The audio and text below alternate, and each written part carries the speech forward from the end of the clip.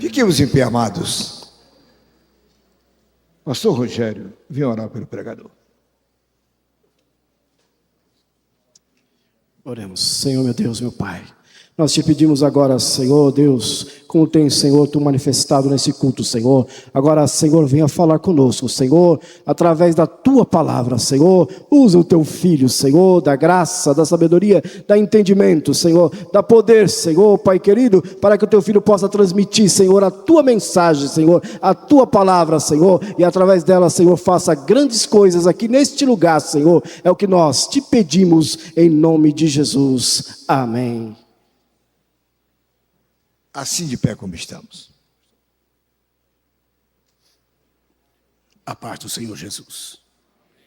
Abramos nossas Bíblias no livro de Atos dos Apóstolos, capítulo 20.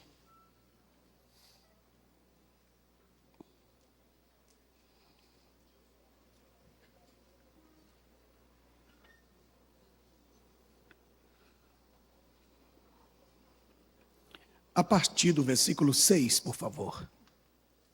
E nós navegamos de Filipos, depois dos dias dos pães ázimos, e depois de 5 dias, encontramos com eles em Troade, onde permanecemos por 7 dias. E no primeiro dia da semana, nós, os discípulos, nos congregamos para partir o pão. E Paulo, que havia de sair no dia seguinte, falava com eles e prolongou a prática até a meia-noite. E havia muitas luzes no cenáculo, onde estávamos reunidos.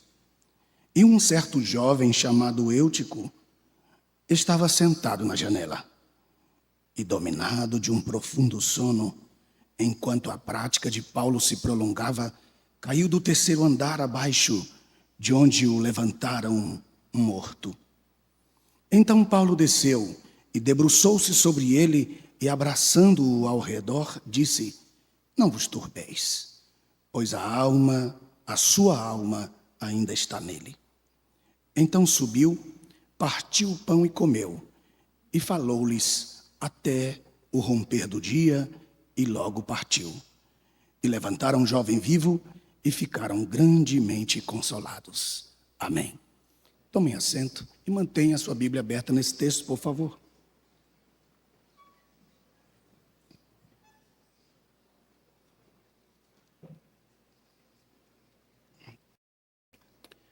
O tema que Deus colocou no meu coração para esta igreja, a mais linda de São Paulo, é o seguinte: não perca o seu propósito. Vou repetir mais uma vez. Não perca o seu propósito. Custe o que custar, aconteça o que acontecer, não perca o seu propósito. Por que eu estou falando isso? Observe o texto. No verso 7, acompanhe comigo na sua Bíblia, você já sabe mais ou menos como é que é o negócio. O texto é lindo, a história é preciosa e há muitas revelações no texto. No verso 7, ele diz que no primeiro dia da semana, os discípulos se congregaram para partir o pão. Isto era uma coisa muito comum, e nesse texto está o objetivo de Paulo, o objetivo dos discípulos e o objetivo da igreja: partir o pão. Partir o pão significa para nós comunhão com Deus, significa memória de tudo que já foi feito por nós na cruz do Calvário. Esta simples frase, partir o pão, tem um significado extraordinário, porque é uma ordem de Jesus quando ele disse: fazei isto todas as vezes em memória de mim. Logo no início da Bíblia, no capítulo 4, do livro de Gênesis, nós encontramos ali, naquele texto, a oferta de Caim e a oferta de Abel. E a maioria dos comentários tratam a oferta de Caim como uma oferta rebelde, uma oferta desprezível e um montão de coisas que se lê em muitos comentários bíblicos. Mas, na verdade, aqueles 2 rapazes jovens, estavam oferecendo cada um tipo de oferta. Eu queria que vocês não perdessem o lance do texto, porque o texto diz assim, eles se reuniram para partir o pão. Esse é o ponto. Coisas vão acontecer e vocês vão perceber que morte, acidente, queda, murmuração, falta de fé, incredulidade. O rapaz está morto. Alguém caiu, sua coluna quebrou, ele jamais vai andar. Seus pés, suas mãos não se movem. Vamos cancelar o nosso culto. Vamos cancelar o propósito da nossa reunião. Vamos cancelar os nossos sonhos, porque aconteceu um acidente, e este acidente é maior do que o propósito que nós temos na nossa vida. Muitos de vocês que estão aqui esta noite, durante a caminhada da vida, na semana, no mês, nos sonhos deste princípio de ano, já têm enfrentado tribulações e angústias tão grandes, que essas tribulações passaram a ser tão grandes, que os seus sonhos que você tinha no princípio do ano, da passagem do ano para esse, eles acabaram sendo esquecidos, de tal forma a dor, a angústia e a tribulação do acidente, da notícia ruim, das coisas que acontecem e que acabam tirando da meta e do propósito os sonhos que nós temos na nossa vida. Esta noite, Deus colocou esta palavra no meu coração para consolar os vossos corações e ao mesmo tempo edificá-los na fé e exortá-los ao mesmo tempo a que não parem. Coloquem o sonho para funcionar, porque ele vai dar certo e Jesus vai te ajudar. E este ano é um ano de cestas cheias para a Igreja Assembleia de Deus em Belenzinho. Então eu quero profetizar e declarar nesta palavra, nesta noite. Acompanhem comigo. Voltando a falar daqueles dois jovens, cada um ofereceu um tipo de oferta. E todas as vezes que a gente vê a oferta animal na Bíblia, quando a gente lê o livro de Levíticos, quero gastar uns 5 minutos para poder trazer isso aqui para vocês, para que vocês possam ter um pouco mais de fundamento nesse assunto. Todas as vezes que se ofertava uma oferta animal, necessariamente também havia de se ofertar a oferta vegetal, isto é, o fruto da terra, o cereal, ou milho ou trigo. Quando a Bíblia diz que Caim ofereceu uma oferta ao Senhor, fruto da terra, ele estava oferecendo uma oferta cereal, estava oferecendo uma oferta correta. E quando a Bíblia diz que Abel ofereceu do fruto das suas ovelhas e da gordura, ele estava oferecendo uma oferta dobrada. Por quê? Porque a ovelha sozinha, o animal que ele oferecia, já tinha gordura suficiente. Não precisava ele trazer gordura. Mas ele trouxe uma parte em gordura. Por que que ele trouxe uma outra parte em gordura? Porque ele viu que o seu irmão, Caim, trouxe a oferta vegetal, mas não trouxe a outra parte, que era a gordura. Mas mesmo assim, Deus não aceitou, mesmo que ele fosse ajudado por Abel, Deus não aceitou a oferta dele, porque ele não trouxe uma outra parte, que era o vinho. Por que isso? Porque o animal já tem gordura nele mesmo, ele já tem pela gordura queimada o cheiro, então não precisa incenso, porque a gordura queimada já cheira, então ela já faz o papel do incenso, ela traz a gordura e o incenso num só. O animal já tem o sangue, e o animal tem a massa, a oblação em si. Quando ele trouxe a oferta cereal, segundo a Bíblia, quando alguém trazia uma oferta de cereal, tinha que trazer a oferta do cereal, que era o fruto do trigo ou do milho, tinha que também trazer o vinho, porque o vinho representa o sangue. Como a oferta cereal é memorativa, ela é memorial, então ela tem que ter vinho, ela tem que ter o incenso, o cheiro, ela tinha que ter a gordura para queimar e ela tinha que ter também a massa, que em si era a oblação. Em outras palavras, Caim estava oferecendo o memorial da oferta e Abel estava oferecendo o Cristo da oferta. Então, Caim estava trazendo a memória, a ceia do Senhor, e Abel estava trazendo o cordeiro que foi morto em nosso lugar. Mas ele falhou por não trazer o vinho e não trazer a gordura. Então, a falha dele foi que ele não prestou atenção na plenitude daquilo que ele estava fazendo. Então ele trouxe só uma parte. Muitos de nós que vimos participar à mesa do Senhor, não temos ideia do que verdadeiramente significa o sangue e nem o pão em si. Eles são frutos da terra e representam uma oferta cereal. Quando a palavra de Deus diz, acompanhe comigo no texto agora, voltando ao texto, e agora você vai entender mais fácil. No verso 6 do capítulo 20, que acabamos de ler, está escrito assim: e nós navegamos de Filipos depois dos dias dos pães ázimos. Os pães ázimos eram a tipologia da oferta de cereal. Toda vez que você participa da Páscoa, primeiro ele exige que nós observemos bem isso aqui. Isso aqui é muito importante. Uma tipologia clara dos pães ázimos. Os pães ázimos representam o memorial do cordeiro que vai ser morto na outra semana. Na primeira semana, 6 dias, pães ázimos. Na segunda semana, eles comiam o animal, o cordeiro. Então, o animal representa Cristo e o pão, a oferta que se apresentava junto com os pães ázimos, representava o memorial da ceia do Senhor. Então, ao mesmo tempo que o animal morria, já se implantava imediatamente a oferta de cereal que hoje representa a mesa do Senhor.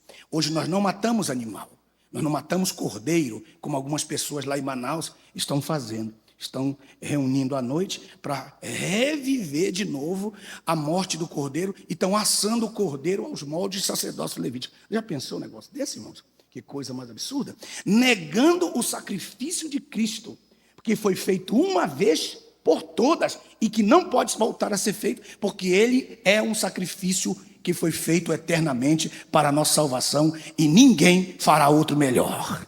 Quantos podem agradecer a Deus por este cordeiro imolado? É o cordeiro de Deus.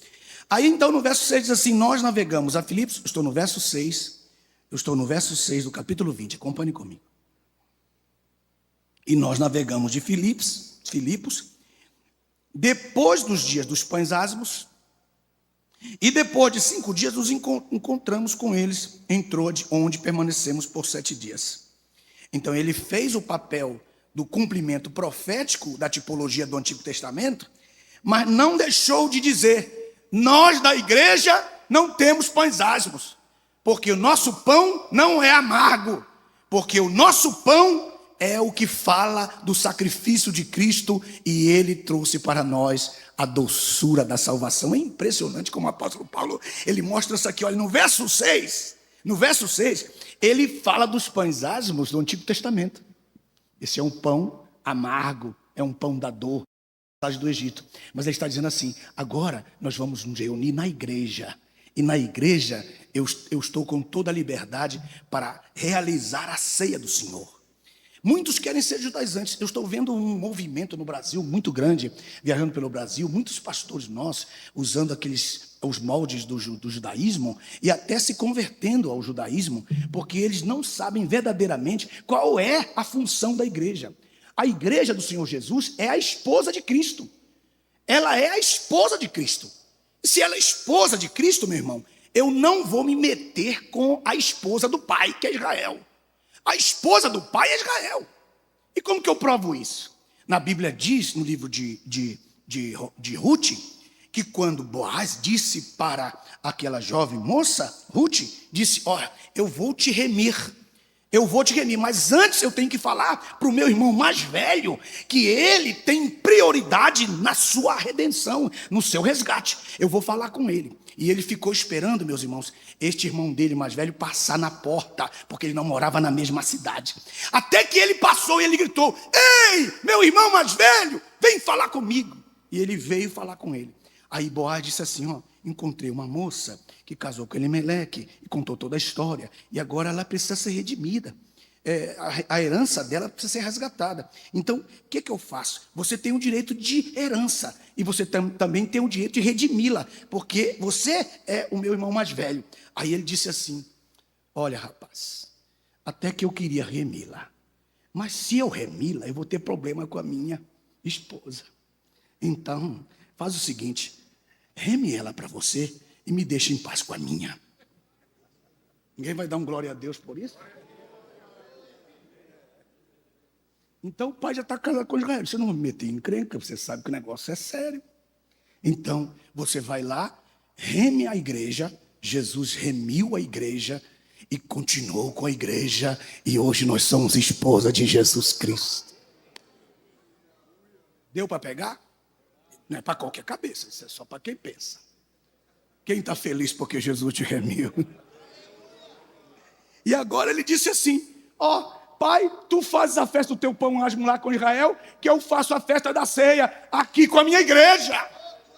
Isso é uma diferença de um versículo para o outro. E ele não nega os pães asmos de lá, mas também não deixa a ceia daqui. Isso está no verso posterior. Acompanhe comigo. No verso 7, acompanhe comigo no texto. E no verso 7 diz assim: no primeiro dia da semana, num domingo como este, os discípulos nos congregamos para partir a mesa, o pão, partir o pão na mesa do Senhor. E Paulo, que havia de sair, estava com pressa. Paulo estava com pressa e Paulo disse: eu quero já fazer esse negócio, porque amanhã eu tenho que ir, porque eu tenho que chegar na festa do Pentecoste. Isso está escrito no verso 16. Ele estava precisando chegar naquela festa de Pentecoste, irmão. Pena que não dá para falar o que ele fez naquela festa de Pentecoste. Mas vamos aqui nos limitar nesse pequeno pedaço de texto. No verso 7, Paulo estava com muita vontade de fazer aquele culto. E ele estava cheio da palavra. Era o último culto que ele havia de ter com aquela igreja. Nunca mais aquela igreja iria vê-lo. E ele então se reúne. Os irmãos preparam os pães. Ó, eu estou aqui com esses pães, irmãos, são lindos, vocês veem aí de longe. Aí os irmãos disseram assim: olha, esse pão maravilhoso. E eu estou com uma fome tremenda. E eu fiquei sentado logo atrás desses pães, irmãos. Veja que tribulação que eu passei aqui alguns minutos. E é um pão de decoração, mas é lindo o pão. Dá vontade de dar uma mordida no pão. Aí então veja o texto. Verso 7. Qual era o objetivo de Paulo? Partir o pão. Qual era o objetivo de Paulo? A comunhão com os irmãos. Qual era o objetivo de Paulo? Que os irmãos experimentassem a memória do sangue de Jesus. Qual era o objetivo de Paulo? Que aquele pão fosse partido e compartilhado com a igreja. Qual é o objetivo de Paulo? Dizendo: eu estou feliz porque... Irmãos, deixa eu contar um segredo para vocês. Era a segunda vez, meu querido, que Paulo estava congregando com uma igreja fora da sinagoga. Toda vez que ele fazia um culto, ele tinha que esperar o culto terminar da sinagoga. Aí ficavam alguns para ouvi-lo. Terminava o culto, que ele não tinha onde. A igreja, quando ela começou, pastor Jaú, ela não tinha lugar para se reunir. Se reunia pelos cantos. Até que Trajano ofereceu a escola. E foi a primeira vez, no capítulo 9, que ele havia feito uma festa de culto pela primeira vez, aos moldes da igreja, cantando os hinos, depois lendo a Bíblia, que era o rolo, e depois falando a palavra. Foi a primeira vez que ele fez. E sentiu bem, porque não tinha ninguém lá. Ó, tem que pagar tudo aí, paga aí as tochas e tal, arruma tudo. Irmãos, ele, quando chegou na escola de Trajano, e começou a fazer o primeiro culto da igreja, ele disse: isso aqui é bom demais, toda a liberdade. Então, ele ganhou um tal de Carpo, que era um dos príncipes da sinagoga, e ficou assim com ele. Aí o Carpo apagava a luz, os caras iam tudo embora, aí os irmãos vinham, quietinho, e começavam a fazer o culto. Era assim que eles se reuniam, porque o culto começou mais ou menos umas 9 horas, e tinha que ir, e foi até meia-noite. Não é porque o culto começou às 7 e foi até meia-noite, porque depois da reunião, os irmãos vinham meio escondidos e se reuniam. Veja a tribulação que a igreja passou no princípio para ela se reunir. E nesse texto, meus irmãos, ele estava feliz, porque ele ia partir o pão sem nenhum judaizante ficar olhando para ele. Que é isso aí? Você é asma ou não é? Isso aí, tem amargura ou não tem? Aqueles irmãos que enchem a paciência da gente. Então,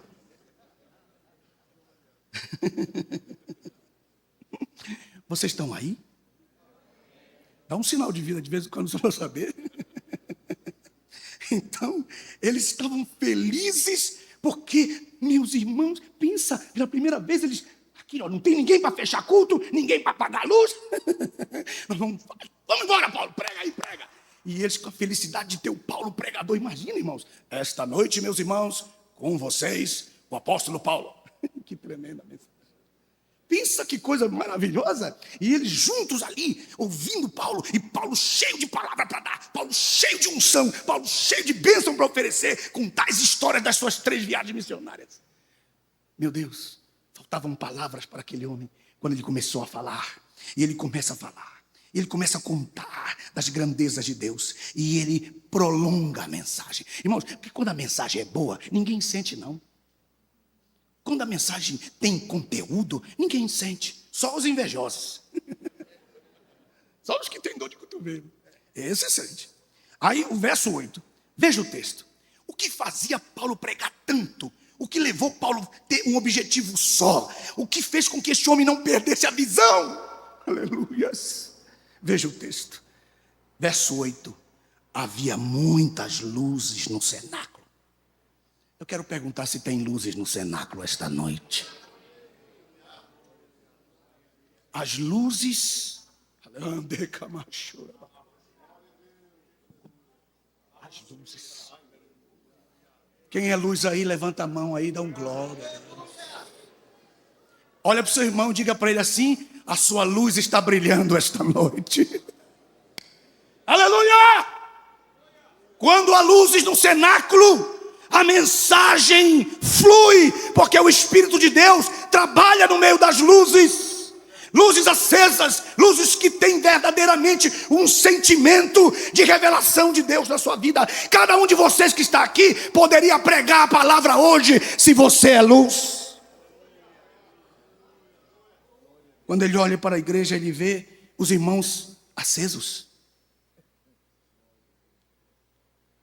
Amados.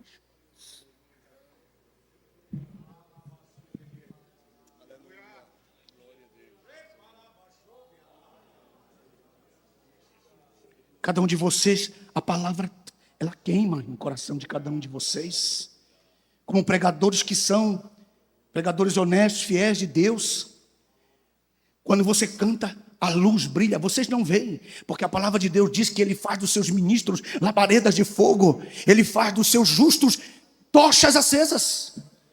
E quando nós ministramos em lugares onde as lâmpadas estão apagadas, é uma dificuldade muito grande. Quando nós ministramos para pessoas que estão cheias de incredulidades, é difícil a palavra entrar no seu coração, porque ela está apagada. E você primeiro tem que colocar fogo nela, para poder a luz se prender e acender. Esta noite eu estou falando para luzes acesas.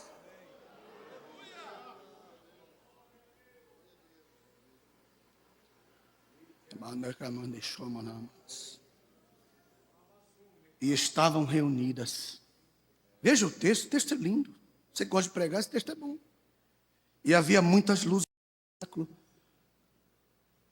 Quando nós entramos esta noite na igreja, é lindo demais, é bonito observar. Aleluia. Os irmãos entrando com os instrumentos, as irmãs saindo dos carros dos seus esposos, os seus esposos saindo do seu carro, os irmãos entrando, saudando, entrando, aquele movimento do culto, todo mundo entrando. Por que que eles vêm? Por que que eles estão aqui? Porque o cenáculo tem luz. Luz para a revelação dos povos. A grandeza da revelação de Cristo e da sua palavra, que é compartilhada e partida do oráculo de Deus para os vossos corações. Fortalece a sua vida e a sua semana, porque quando nós vimos a casa de Deus, a semana é melhor, porque nós nos reunimos como luzes acesas no cenáculo. E o verso 9. No verso 9, meus irmãos, um certo jovem chamado Eutico estava sentado na janela. Estas luzes, meu Deus, daqui do lado de dentro luz, da janela para o lado de fora trevas. Na posição que eu posso imaginar, esse jovem sentado com a metade do seu corpo para o lado das trevas e a metade do seu corpo para o lado da luz. Como muitos que estão aqui hoje, vivendo uma vida ministerial, uma vida natural, ou uma vida espiritual, ou uma vida carnal, com a metade da sua vida para o lado das trevas, saudando as trevas, e a metade da sua vida tentando alcançar a luz de quem está pregando.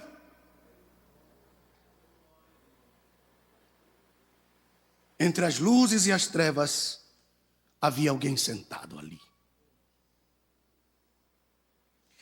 Eutico é o tipo de muitas coisas. Em primeiro lugar, Eutico é o tipo daquele que ouve a palavra e o inimigo vem, e na mesma hora em que ele ouve a palavra lhe é arrebatada do seu coração. Em segundo lugar, Eutico é o tipo da pessoa, do ouvinte, que está pronto para entrar na casa de Deus, mas está muito mais pronto para sair. Eutico, nessas condições, alguém te convidou hoje para que a sua vida seja mudada, seja transformada, e você está ouvindo aqui a palavra. E pela misericórdia de Deus você está sentado aqui, mas pode ser que psicologicamente você está sentado na janela, pronto para sair. E Satanás falando ao seu ouvido, dizendo, vai embora. E o Espírito dizendo, fica que eu vou te dar vida. Satanás dizendo, vem para as trevas, e Jesus está dizendo, vem para a luz. Satanás está dizendo, vem, volta para o mundo. Jesus está dizendo, eu estou mudando a tua vida hoje, e você não vai sair igual. Número 3, Eutico é o tipo daquele que diante das luzes pesa mais para o lado das trevas. O peso dele fez ele cair para um lado. E se o peso dele fez ele cair para um lado, é porque o lado para o qual ele caiu pesou mais. Qual foi o lado que pesou mais? O lado do vazio.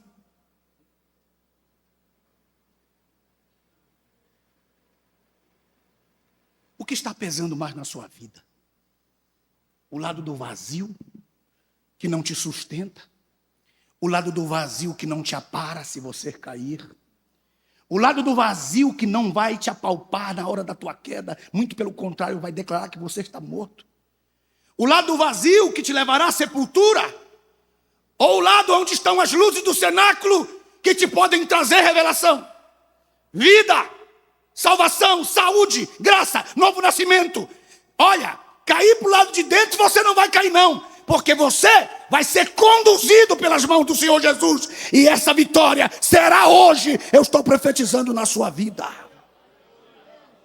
Bendito seja o nome de Deus. Em quarto lugar, Eutico é o tipo daquele que é vencido pelo próprio sono. Vencido pelo próprio sono. Pense que nós somos tão fracos que o nosso sono, olha aqui, o meu sono me derruba. Isto é, você mesmo não tem capacidade de vencer o seu próprio sono.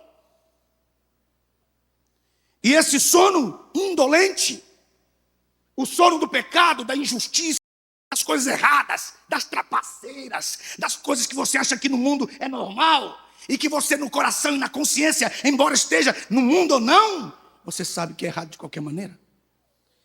E ele está dizendo para si mesmo, meu sono é mais forte do que eu vou cair. E o sono é uma coisa muito interessante, porque não é de uma hora para outra, você tosqueneja primeiro, tosqueneja. Eu participava de uma igreja em Itaipu, no Rio de Janeiro, morava inclusive atrás da igreja, e tinha um irmão lá que era o presbítero, e ele sentava assim na cadeira da frente, e quando ele balançava o pé e ficava balançando um pé, é porque ele estava dormindo. Então ele balançava o pé, você pode dizer que ele estava com o olho fechado, mas todo mundo da igreja já sabia que ele fazia isso há 20 anos. Então você pode estar assim como esse homem, balançando o pé, dando sinal de vida, mas você está dormindo. Vocês estão aí? Tem alguém balançando o pé. E não adiantava, porque os irmãos diziam, e como os meninos da igreja, tudo pequenininho, eles só iam para ver esse presbítero balançar o pé, que demorava uns 5 minutos, e ele começava a balançar. Ele estava dormindo mesmo, até que um dia ele caiu de testa. Aí todo mundo pensou, esse irmão agora vai ter vergonha na cara e não vai mais dormir. Não, ele continuou balançando a perna. Então, meus irmãos, não adianta, é o sono moral, é o sono que eu estou falando, é o sono moral. A pessoa pensa que ela não está sendo vista, que ninguém está sabendo o que ela está fazendo, e todo mundo sabe. É isso. E ele,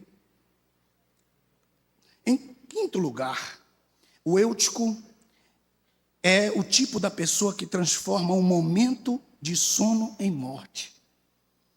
Um pequeno momento de sono, você vai entregar a sua vida para a sepultura. E o que fazer com este tipo de pessoa?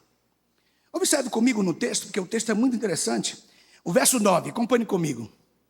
Um certo jovem, chamado Eutico, estava sentado na janela, dominado de um profundo sono. Enquanto a prática de Paulo se prolongava, caiu do terceiro andar. Você já viu isso? Ele caiu do terceiro andar. Digam todos, bem bonito.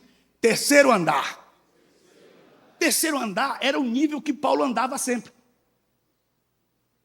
Tem pregador que anda no primeiro andar. Tem pregador que anda também no segundo, viu? Mas Paulo só andava no terceiro andar. A Bíblia disse, eu tive uma visão, alguém, ele disse, mas era ele. E fui ao terceiro céu. O nível dele, a caminhada dele. As pessoas que ministram na tua vida, elas andam no terceiro céu. As pessoas que profetizam na sua vida, elas andam no terceiro céu, elas estão mais para lá do que para cá. As pessoas que estão mais para lá do que para cá, elas olham para a terra e perguntam, como é que vai o mundo aí? Há coisas que as pessoas, elas se perdem nessa vida. Por exemplo, torcer pelo Corinthians. Que desgraça. É um nível. Um primeiro nível. É verdade. Olha, eu estou no Twitter, viu, irmãos? Alderi Nelson Roque. Das 23 horas à meia-noite eu dou aula gratuita todos os dias de segunda a sexta. E entre os pastores, e eu estou falando da palavra de Deus. Eu estou falando da palavra. E os caras me veem com um time de futebol. São pregadores. São colegas. Eu estou falando da palavra. Eu estou, às vezes, orando com eles. E aí entra aí alguém. Irmão, esse não é seu nível não, rapaz. O seu nível está lá em cima. Você torce para o reino de Deus. Você é do reino de Deus. Quem aqui é do reino de Deus? Parece que eu estou brincando, mas eu não estou. Eu estou falando de um nível muito mais excelente. Eu estou falando como que você pode gastar o seu tempo com as coisas tão podres desta vida, sabendo da podridão que envolve tudo isso, e você está colocando o seu coração nisso. Para com isso, rapaz. Meus irmãos, que podridão tudo isso que nós estamos vivendo. E nós ainda temos um tempo para isso. É porque nós estamos no segundo andar, no primeiro. E eu estou lhes oferecendo algo excelente. Estou dizendo que a linguagem e o mundo em que você tem que estar é no nível superior. Olha para o seu irmão que está do seu lado e pergunta para ele assim, como vão as coisas aí na terra? E dá um glória a Deus se você crê no que eu estou falando. Isso aqui deixa muita gente zangada. Os Eúticos. Os Eúticos. Agora veja o texto. Acompanhe comigo no texto. Prolongava, caiu do terceiro andar. Olha o nível onde ele já estava. Quantos de vocês aqui já chegaram no nível excelente de Deus? Quantos de vocês aqui, o Espírito de Deus, já os conduziu a um nível superior?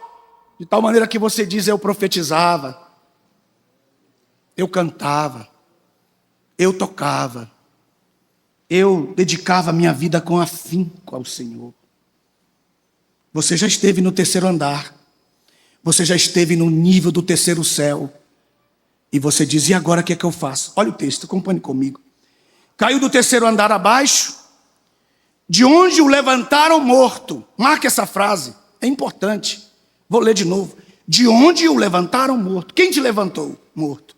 Alguém foi lá e correu a escada, desceu a escada e chegou e segurou. Ele está quebrado. Ele está desviado. Outro dia eu fui comer aqui no mercado municipal. Eu gosto muito de comer lá. Um peixe frito daquele das pescadas amarelas da minha terra. Aquele peixão grandão assim que a gente come e não quer que ninguém nem olhe. Eu estava lá. E o moço veio. O moço veio atender e falou comigo. se você é da onde? Sou do Pará. Eu disse, pescador, também sou. Aí eu olhei para ele e vi que ele tinha toda a característica de um servo de Deus, assim, todo jeito, pastor Zé Wellington. E aquele espírito profético que vem e disse assim, você é um servo de Deus, rapaz, o que você está fazendo aqui? Aí ele disse assim, não, eu não sou um servo de Deus, eu sou um desviado. Sabe aquela unção que vem quando a gente fala para a pessoa? Eu disse assim, você não é um desviado, você é um servo de Deus. E ele segurou o prato e baixou o prato e foi se ajoelhando, diante de todo aquele povo que fica ali no segundo andar, onde tem aquele restaurante, as lágrimas caindo em cima do peixe.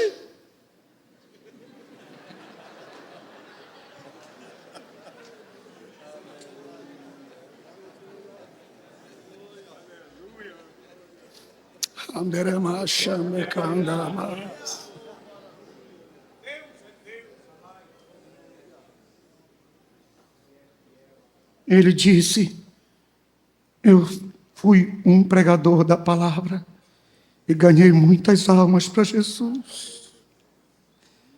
Mas eu sei que é Jesus que está falando comigo agora. Ora por mim, porque eu vou voltar para o Senhor agora. Foi a cena mais linda que eu já vi na minha vida, uma pessoa segurando um peixe.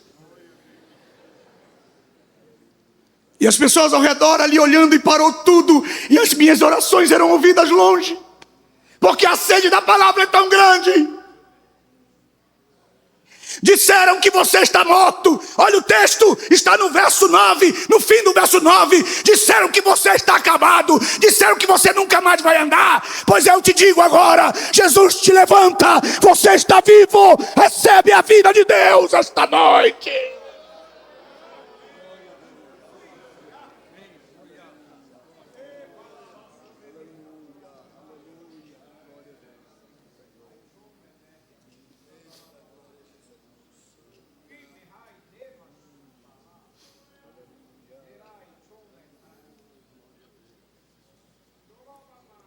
Ainda Deus não terminou de fazer a obra que Ele vai fazer na sua família, nem na sua vida. Ele vai completar a obra que Ele disse que vai completar. E aquela criança, ela vai receber a bênção de Deus ainda esta semana. Olha, escuta o que Deus está falando contigo.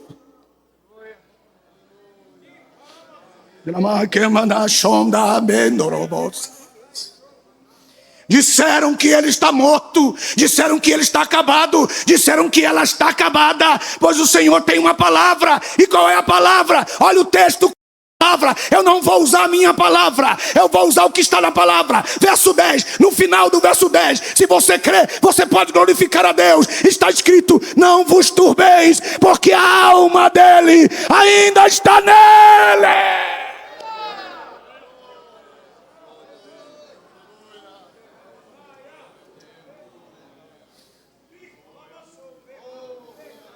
É a palavra de Deus contra a palavra de Satanás. Esta noite eu estou repreendendo todo espírito de destruição e morte que está destruindo a vida de muitos aqui esta noite. Todo o poder das trevas, deixe estas famílias em paz e a vida de Deus penetre nestas casas.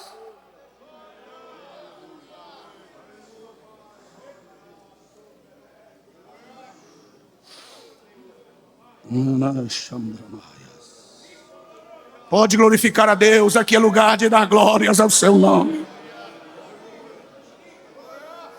Bendito Deus! Santo, santo, santo é teu nome. Igreja, diga para mim essa frase. O que fazer com o Eutico? Diga. Bem forte, mais uma vez. Verso 10. Primeiro lugar, Paulo, na hora que ia partir o pão, na hora que ele ia partir o pão, na hora que ele ia pegar o pão e partir, na hora que ele ia partir o pão, aconteceu um acidente. Na hora que eu vou conseguir a minha bênção, a minha vitória, na hora que eu conto com ela, já está na caixa, já está assinado o contrato. acontece uma desgraça.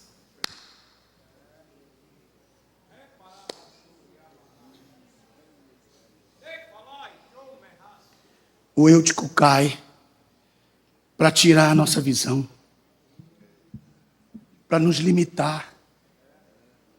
O Eutico cai, pregador, para tirar a meta que nós temos no coração. Alguém entra com um telefonaço, alguém escreve um e-mail, alguém entra com uma triste notícia. Paulo olha para aquele pão, e se você crê nessa palavra profética, pode glorificar a Deus, porque eu estou profetizando sobre a sua vida. Eu vou dizer agora. Paulo olha para aquele pão e diz: pão, eu vou ali embaixo, mas eu volto para te partir. Nada vai tirar a visão que Deus colocou. Eu vim aqui para partir o pão e eu vou partir o pão. Quem tem entendimento para entender o que o Espírito de Deus está dizendo, entenda. Ele está dizendo: você não vai deixar de fazer o que Ele mandou. Você vai perseverar. Você vai lá resolver o problema que aconteceu, mas assim diz o Senhor: eu te darei vitória para que tu venhas e cumpra a missão pela qual eu te chamei.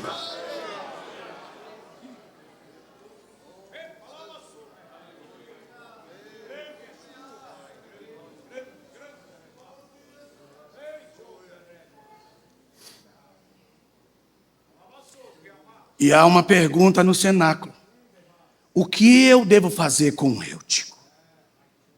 Verso 10, acompanhe comigo. Primeiro lugar, desça.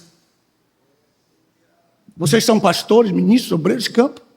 Quantas vezes o orgulho nosso, ferido, porque é natural, o cara fez tanta coisa ruim para a gente, que a gente tem raiva, e pela raiva, a gente diz assim: não vou descer, esse desgraçado vai morrer.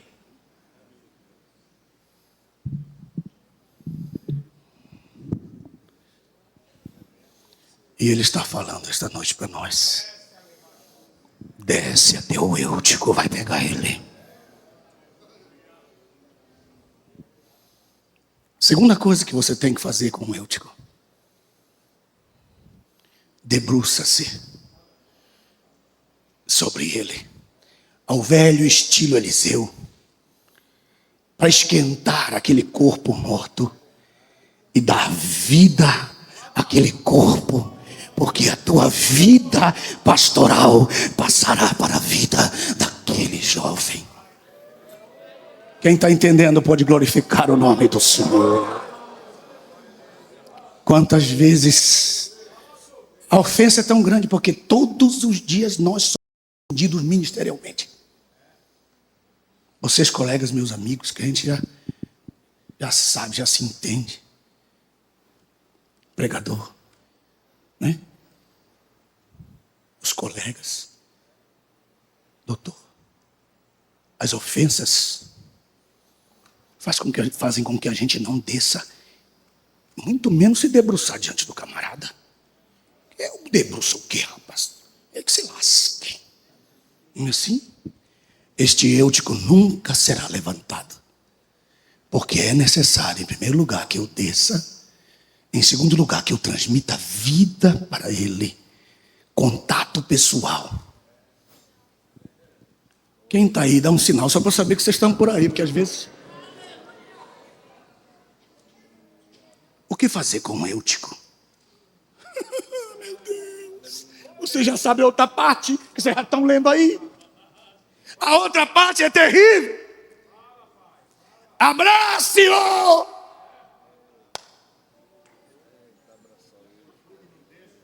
Eutico, você não merece um abraço não, seu miserável. Você fez muita coisa ruim.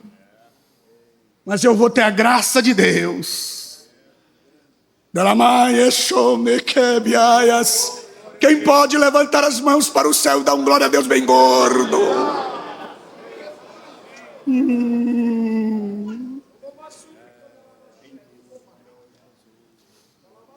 Esta noite nós queremos abraçar muitos Euticos que estão aqui hoje. E nesse texto, verso 11,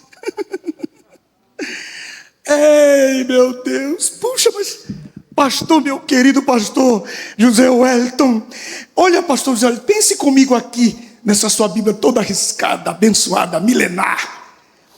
Pense nessa coisa tremenda, eu sei que o senhor ama a palavra. Pastor José Wellington, olha o texto, não era tremendo, não era maravilhoso fazer um culto de ação de graças pela vida do Eutico? Estava ressuscitado, né? Merecia o culto, né? É verdade. Um culto, não é? Fala aí, fala alguma coisa. Curto ao Eutico.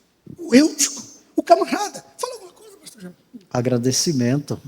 Podia fazer um culto, né? Podia fazer, no outro ano, primeiro ano de aniversário pela vida do Eutico. No segundo ano, segundo aniversário pela vida. Paulo pegou tudo aquilo e usou como esterco. E disse assim, nem se fala nisso, vamos partir o pão.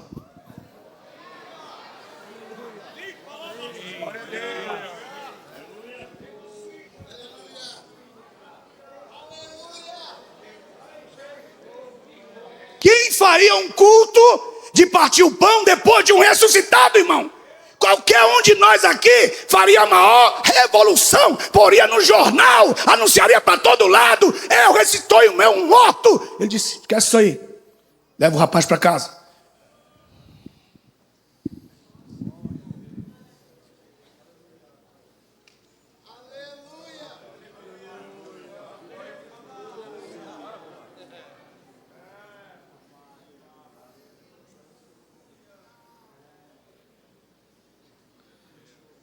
Simples metas da sua vida, que você tem deixado passar na história da sua vida, por coisas que muitas vezes você quer chamar atenção para a sua fama.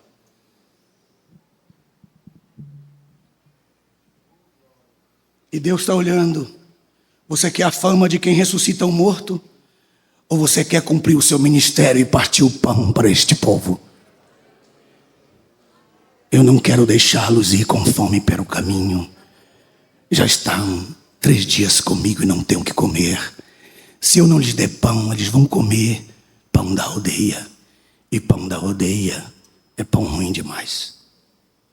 Tem muita aldeia dando pão. Nós somos do Belém. Casa de pão.